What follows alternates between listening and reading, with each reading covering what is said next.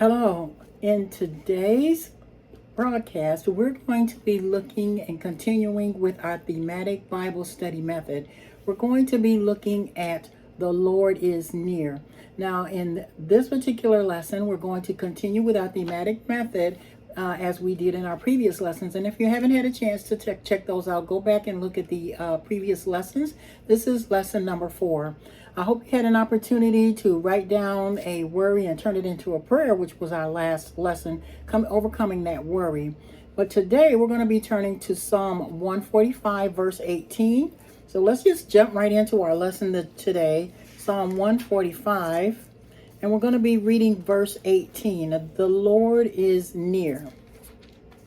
Psalm number 145. I'm going to read it from the King James Version, which is the version that I usually use. You can look it up in other versions if that helps you. But generally, when I'm studying the thematic method, I like to go into my Strong's Concordance to define some of the words that are maybe a challenge as far as understanding. So Psalm 145 verses 18. Psalm 145 verse 18. The Lord is nigh unto all them that call upon him, to all that call upon him in truth. So when we're looking at this particular method and doing the thematic, we choose the theme, which is one of the steps, the first step. We use our concordance or our Bible app to go through and to reread and to look up the scriptures. We generally in the thematic method select 5 verses. So we'll have one more lesson after this one.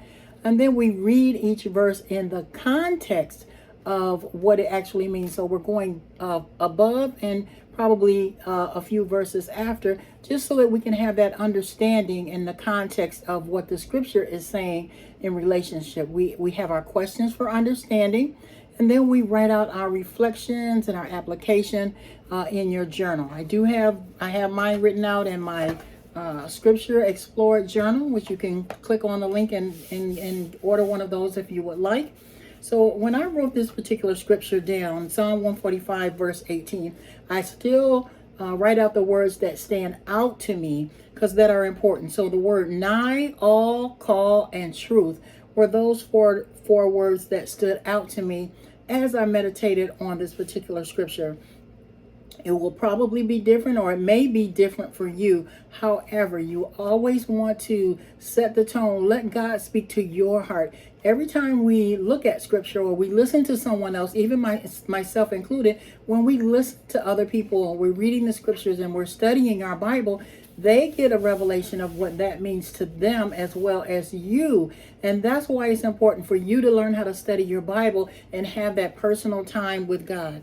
So call means to address by name. So in this particular scripture, it talks about the Lord is nigh unto all them who call upon him, to address him by nature. So what does that mean? When I'm praying, when I'm going before the Lord, I'm going to call upon him. I'm going to call upon his name. And when you're studying, as I mentioned before, you have to understand that God is speaking to you through these scriptures. What I wrote down, it might be different for you.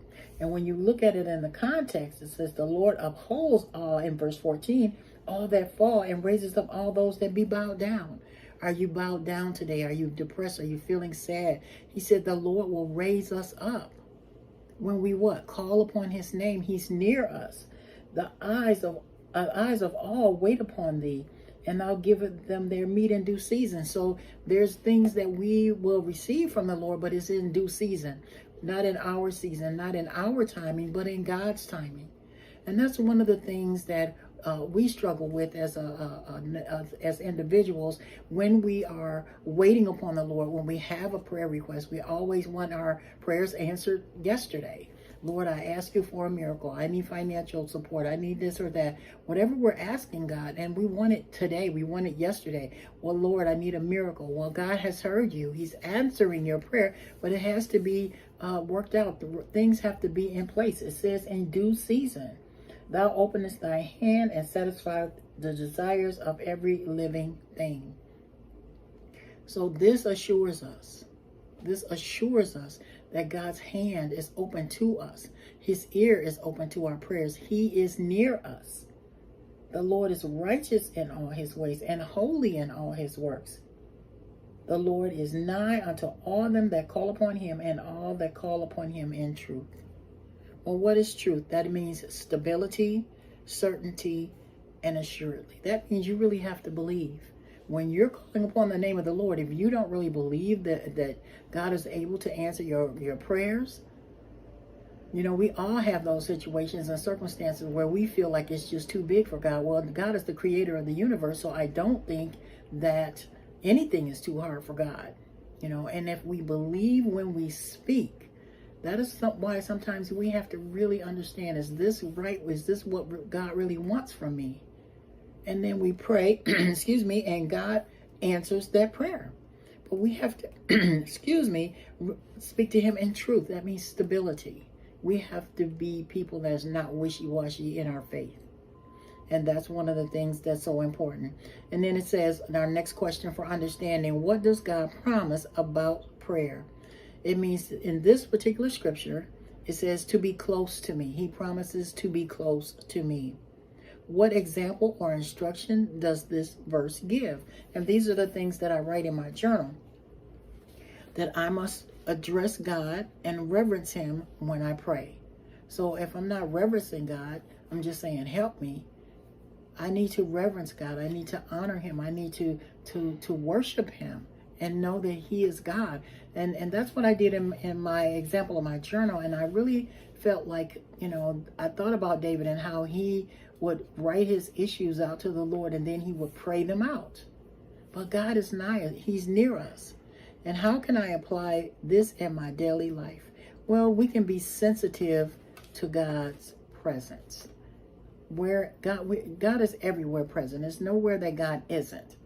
So whether we're sitting in our car or in our living room or in our bedroom, in our prayer room, in our desk, God is near us. He is near us. His presence is always there. And if we're sensitive to that, if we pay, you know, close attention, we may not have to feel everything. We don't necessarily feel it, but we have to know in our heart of hearts that God is near me. He is well able to hear, answer prayer. He is well able to move in my situation.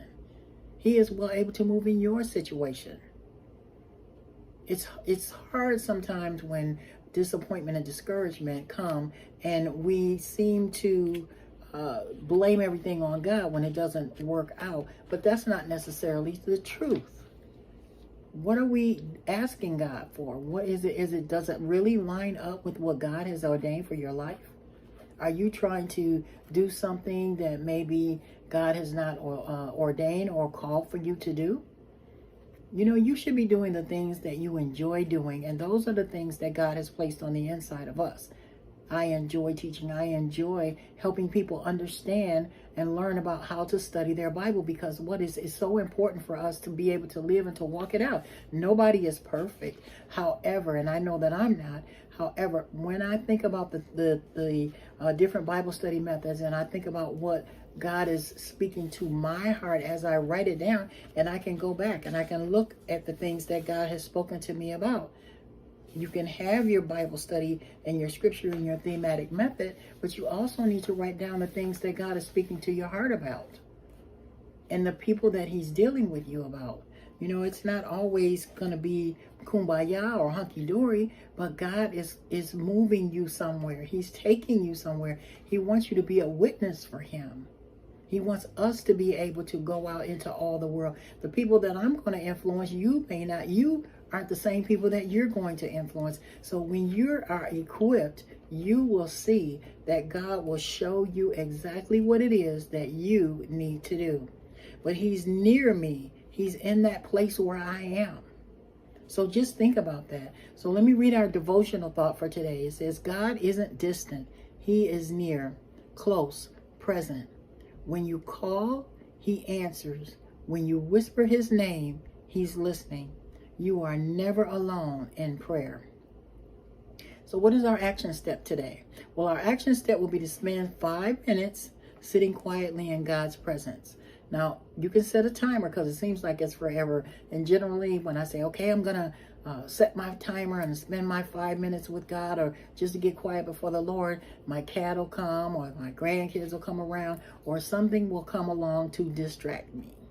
However, I do make it a point to just sit and have some time.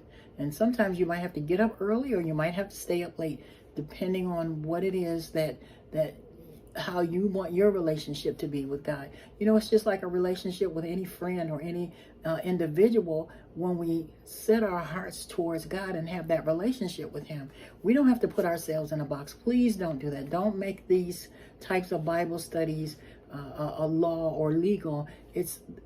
I'm sharing these methods with you so that you can have a variety and find out what works for you. The soap method might work for you, or any of the read method might work for you. But the RRA method might work for you. But whatever method works for you, that's what you do. Sometimes you can just read one scripture, and that'll be all that God will be able to minister to you and all the time that you might have at that moment. But make it a point to try to stretch that time out, to spend more time with God, to listen to His voice, to follow the Holy Spirit's leading on the inside of you. So what is it that we want to close in prayer? Let's close in prayer. Father, I thank you so much for these individuals, and we know that you are near to us, Father. I pray for those that may be not sure of what it is that you're calling them to do or to be, or where you're leading them, to just minister to their hearts as they think about this scripture, that you are near them, Lord. You are not far away. Sometimes they feel that you're distant, but Father, I just pray that you manifest yourself in their prayer time, in their quiet time that they spend with you, Father. I thank you for everything that you're doing in all of our lives and helping us to learn how to study our Bibles, Lord. In Jesus' name, amen and amen. So thank you again. And in our next lesson will be our last lesson, and we're going to be talking about unanswered prayer. So thank you so much for being a part of our series Bible study with Diane, and you have a great one.